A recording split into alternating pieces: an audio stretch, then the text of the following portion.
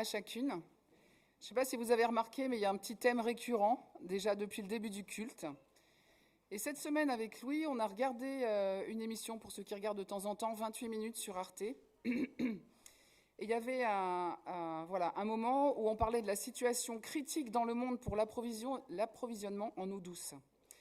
Il y a un rapport qui a été publié par les Nations Unies qui parle de faillite hydrique, donc de l'eau, de l'humanité.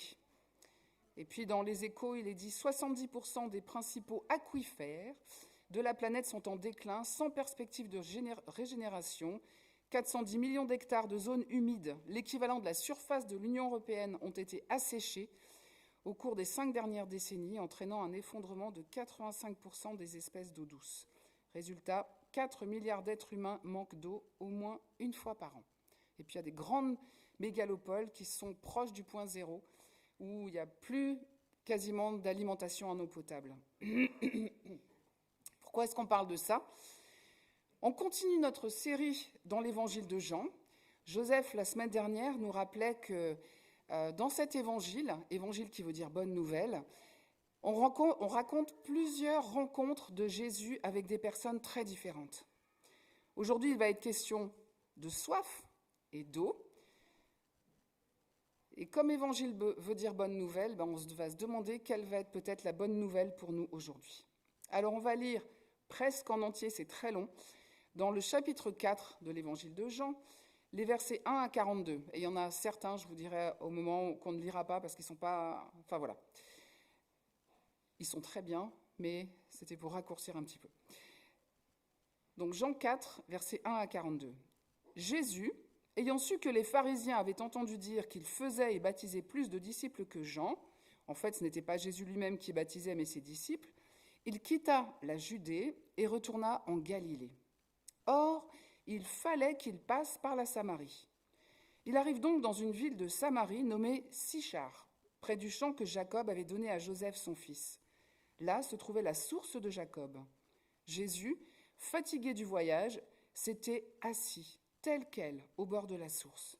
C'était environ la 6e heure. Une femme de Samarie vint puiser de l'eau. Jésus lui dit « Donne-moi à boire ». Ses disciples, en effet, étaient allés à la ville pour acheter des vivres. La Samaritaine lui dit « Comment, toi qui es juif, peux-tu me demander à boire, à moi qui suis une Samaritaine ?» Et on m'amène de l'eau. Merci. Les Juifs, en effet, ne veulent rien avoir de commun avec les Samaritains. Jésus lui répondit « Si tu connaissais le don de Dieu, et qui est celui qui te dit « Donne-moi à boire », c'est toi qui le lui aurais demandé, et il t'aurait donné de l'eau vive. « Seigneur, lui dit la femme, serais-tu toi, plus grand que Jacob, notre père, qui nous a donné ce puits, et qui en a bu lui-même, ainsi que ses fils et ses troupeaux ?» Jésus lui répondit « Quiconque boit de cette eau aura encore soif.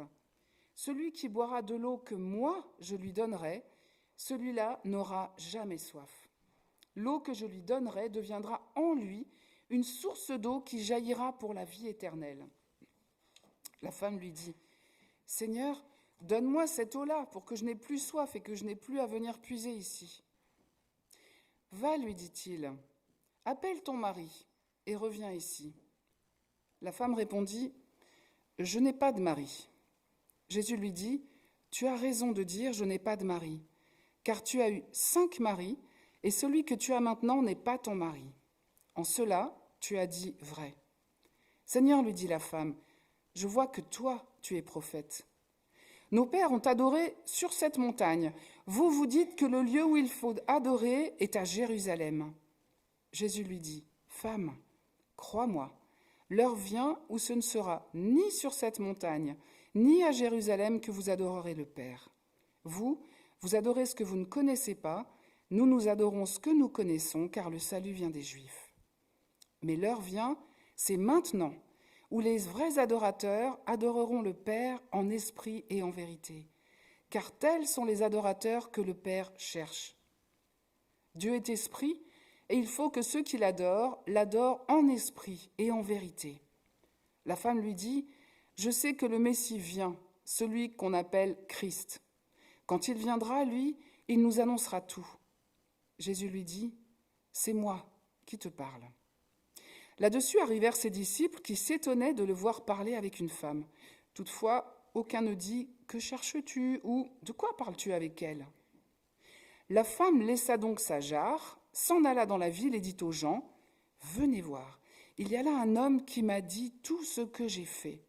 Serait-ce le Christ ?» Ils sortirent de la ville pour venir à lui. Et là, je vais laisser tomber les versets 31 à 38 qui parlent d'un échange de Jésus entre Jésus et ses disciples pour revenir à ce qui se rapporte à cette femme. Mais je vous encourage à lire chez vous. Verset 39. Donc beaucoup de Samaritains de cette ville-là mirent leur foi en lui à cause de la parole de la femme qui rendait ce témoignage. Il m'a dit tout ce que j'ai fait. Aussi, quand les Samaritains vinrent à lui, ils lui demandèrent de demeurer auprès d'eux, et il demeura là 2 jours. Ils furent encore beaucoup plus nombreux à croire à cause de sa parole. Il disait à la femme, « Ce n'est plus à cause de tes dires que nous croyons, car nous l'avons entendu nous-mêmes et nous savons que c'est vraiment lui, le Sauveur du monde. » Alors là, on a Jésus qui quitte la Judée, donc l'endroit où il y a Jérusalem notamment, pour retourner d'où il vient, la Galilée, une province beaucoup plus au nord. C'est un long voyage à pied, et Jésus va passer par une autre région qui s'appelle la Samarie. Or, il faut savoir que depuis des siècles, il y a un schisme, une grande division entre les Juifs et les Samaritains. Il y avait de gros accords théologiques.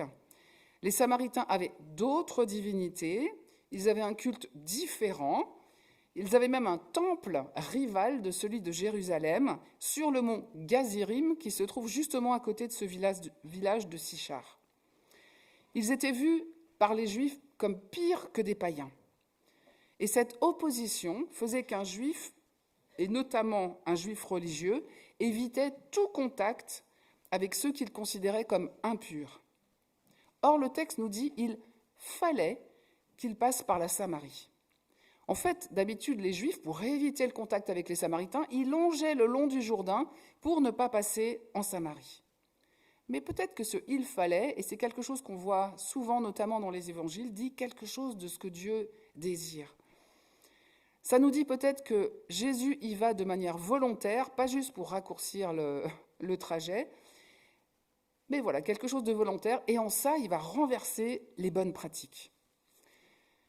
Alors on rencontre, après cette longue marche, un Jésus très humain, fatigué de la longue marche. C'est la 6e heure, donc ça veut dire midi, donc en plein cagnard, l'heure de la grosse chaleur. Littéralement, il est exténué. Il s'assoit au bord d'un puits et il va laisser ses compagnons, les disciples, aller au village pour chercher de quoi se restaurer.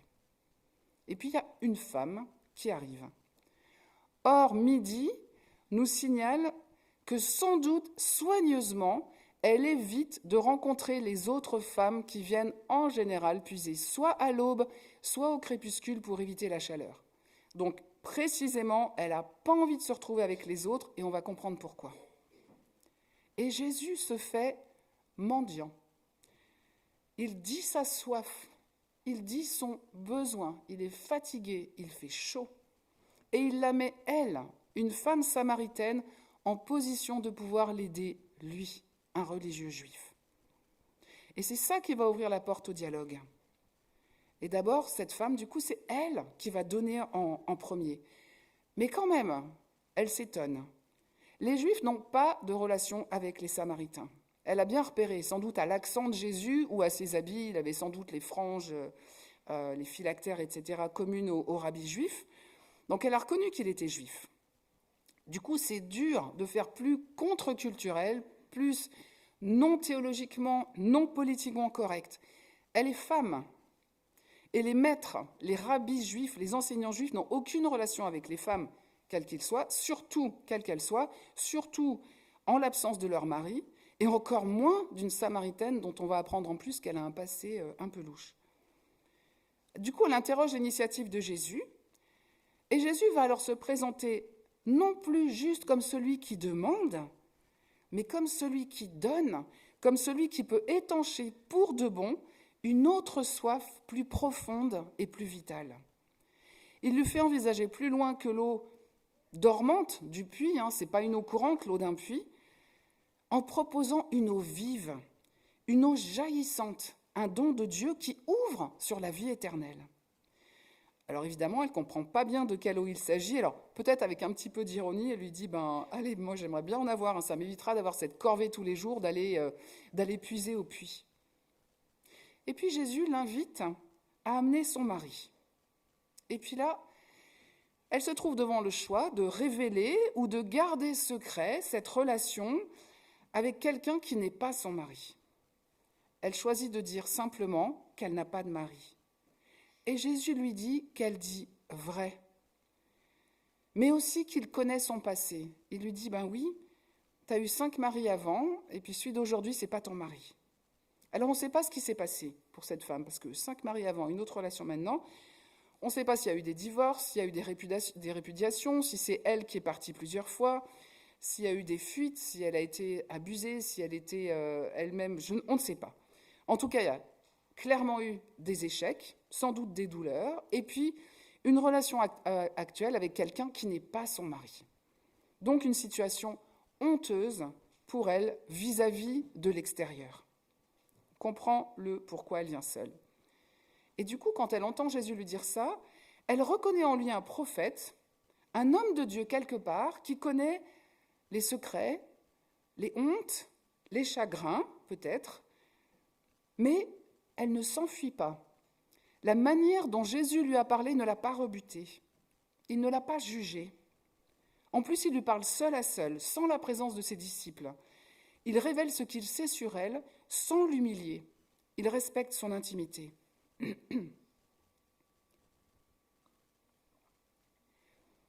Du coup, celle qui vient à l'heure normalement de la solitude garantie, elle va continuer avec un dialogue plus théologique pour comprendre qui a raison entre les Juifs et les Samaritains pour le bon lieu de culte. Elle connaît sa religion.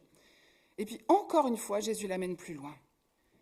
Il ne s'agit plus d'être dans le bon lieu pour rendre un culte à Dieu, pas sur la montagne sacrée juste à côté du village, mais pas même non plus au temple de Jérusalem. Et puis, en même temps, en disant que le salut vient des Juifs, Jésus se réfère à toute l'histoire qui a précédé, depuis la promesse dans la Genèse, de l'envoi d'une descendance qui amènerait le salut pour tous. Alors il ne s'agit plus d'être dans le bon lieu pour adorer, mais d'adorer en esprit et en vérité. Et l'esprit dans ce texte, donc le texte grec, comme le mot esprit dans le texte de l'Ancien Testament, c'est le souffle même de Dieu. Le mot, c'est le souffle même de Dieu, ce Dieu lui-même qui nous conduit dans la vérité. Et puis, Jésus ajoute quelque chose de fort en disant que ceux-là qui veulent adorer de cette manière, ce sont ceux-là que Dieu le Père cherche. Et là, il dit que ce n'est pas seulement nous qui cherchons Dieu, c'est Dieu lui-même qui nous cherche. Ce lien à Dieu, en esprit et en vérité, du coup, la femme, elle va le rapporter à un Messie. Comme les autres Samaritains, ils attendaient eux aussi, comme les Juifs, un Messie, un Christ. Quelle intuition! Parce que le salut, effectivement, n'est pas lié à un bon lieu, à un bon endroit, mais à une personne, à un Messie, c'est-à-dire celui qui est choisi par Dieu. Et du coup, Jésus, après lui avoir révélé qui elle est et ce qu'elle a fait, Jésus lui révèle qui il est, lui. Lui, le Sauveur, lui, le Christ promis. Il dit simplement, c'est moi qui te parle. Il est lui-même le don de Dieu dont il parlait juste avant quand il disait « Si tu connaissais le don de Dieu et celui qui te parle, et c'est lui. » En lui, Jésus, Dieu s'est fait homme pour la rejoindre et pour rejoindre chacun d'entre nous. Et puis à cette femme, il présente Dieu comme un père, son père qui la cherche. On a ici dans cette histoire 2 soifs. Une soif physique, humaine, celle de Jésus, à laquelle la femme répond en puisant de l'eau pour lui. Et puis cette soif existentielle, spirituelle de cette femme à laquelle Jésus répond. Et les disciples arrivent et s'étonnent. Les maîtres juifs, les rabbis, ils ne parlaient pas avec les femmes, et encore moins avec une Samaritaine. Et encore, ils ne connaissent pas tout le passé de cette femme. Ils n'ont pas encore compris la portée du don de Jésus. Et Jésus leur en parle un peu dans le passage que je n'ai pas lu. En tout cas, la rencontre de Jésus et de cette femme l'a complètement transformée, elle.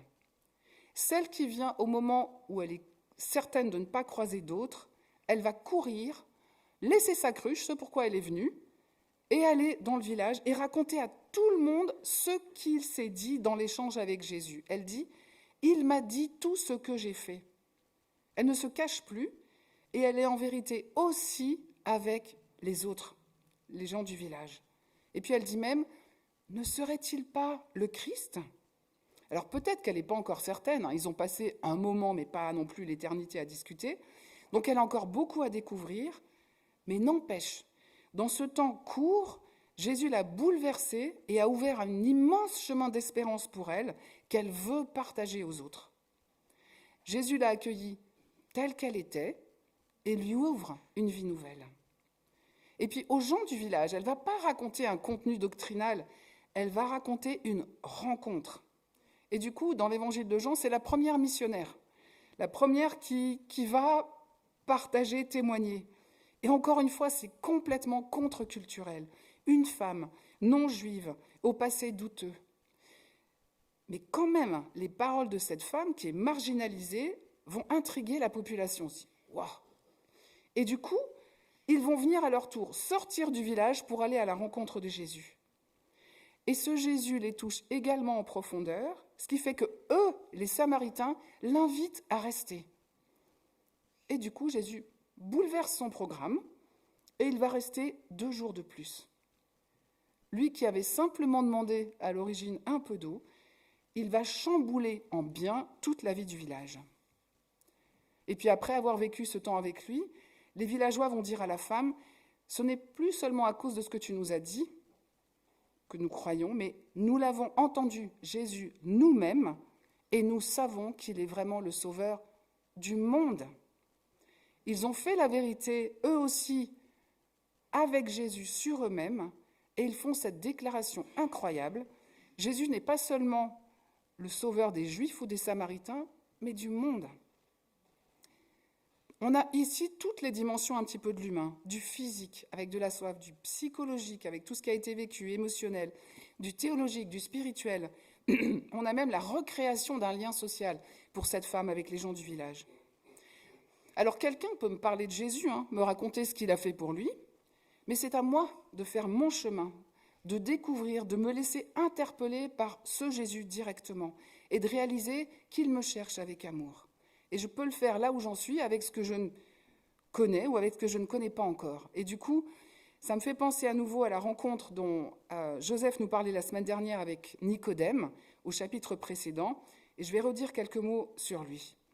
Nicodème, c'était la dernière personne avec qui on voit Jésus parler en individuel avant la rencontre avec la Samaritaine. C'était un juif, érudit, un religieux, théologien, connaisseur de la loi, l'Ancien ou le Premier Testament.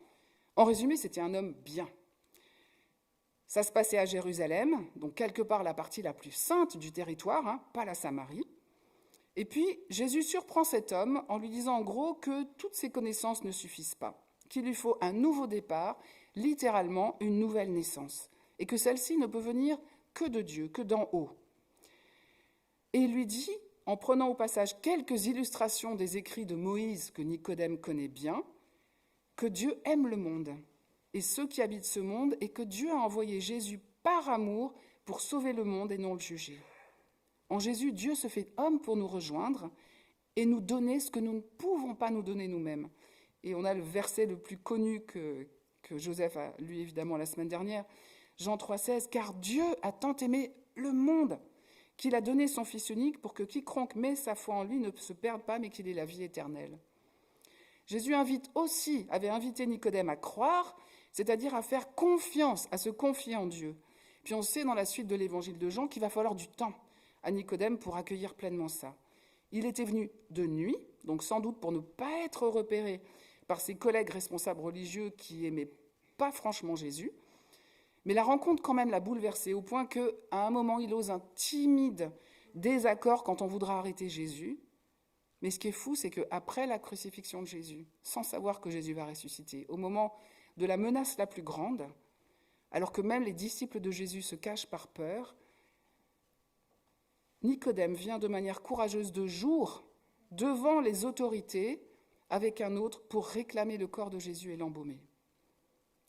C'est Nicodème qui avait entamé le dialogue et Jésus lui a répondu en se présentant comme celui qui donne et comme le don lui-même. Avec la femme samaritaine, c'est Jésus qui a entamé le dialogue en commençant par lui dire son besoin juste de boire de l'eau. Et puis ensuite, également, comme il va se présenter aussi comme celui qui est le don lui-même, cette eau vive. Et puis elle va l'accueillir, elle, illico, au point de partager la bonne nouvelle tout de suite. Et moi, et nous, quelles sont mes connaissances ou mes préjugés par rapport à la personne de Jésus ? Peut-être que comme la femme samaritaine, je me dis sachant tout ce que je suis, ce que j'ai vécu, sans doute il ne voudrait jamais une relation avec quelqu'un comme moi. Ou peut-être que comme Nicodème, j'ai plein de connaissances. Je connais plein de choses, de la Bible, de la théologie. Mais peut-être comme Nicodème, j'ai le sentiment qu'il me manque quelque chose et que j'ai besoin de cette rencontre personnelle avec Jésus et d'entendre ce que lui veut pour moi. Quelles sont nos craintes ? Quelles sont nos soifs ?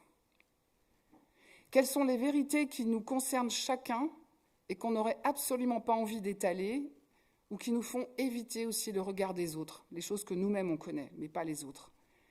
Quelles sont ces vérités qui nous enferment, qui nous isolent au fond de nous ? Et puis, qu'est-ce qu'on a entendu peut-être il y a longtemps ou peut-être récemment sur Dieu, sur Jésus ? Ceux peut-être qui ont pu m'en parler ou qui m'en parlent encore peuvent être des témoins, ils ne peuvent rien forcer. Ça se passe toujours entre Dieu et nous. La liberté nous est donnée d'interroger, de vérifier, d'oser un pas vers la rencontre avec celui dont on parle. Jésus, il est le don de Dieu lui-même, qui peut étancher nos soifs pour toujours. Et lui-même a commencé en demandant à boire. C'est un verre d'eau minuscule face au don qu'il fait et que lui est. Qu'est-ce que peut-être je pourrais lui donner qui amène plus loin ? Qu'est-ce qu'il voudrait me demander aujourd'hui ? Il y a une possibilité d'un chemin nouveau, de connaître celui qui peut étancher les soifs les plus profondes et nous donner de connaître Dieu comme un Père qui nous aime, qui nous cherche. Et il n'y aura pas de risque de faillite hydrique. L'eau que Jésus donne, elle jaillit jusque dans la vie éternelle. Je laisserai juste un tout petit temps de silence pour qu'on puisse peut-être accueillir ce que Jésus veut nous dire. Et puis je terminerai par la prière.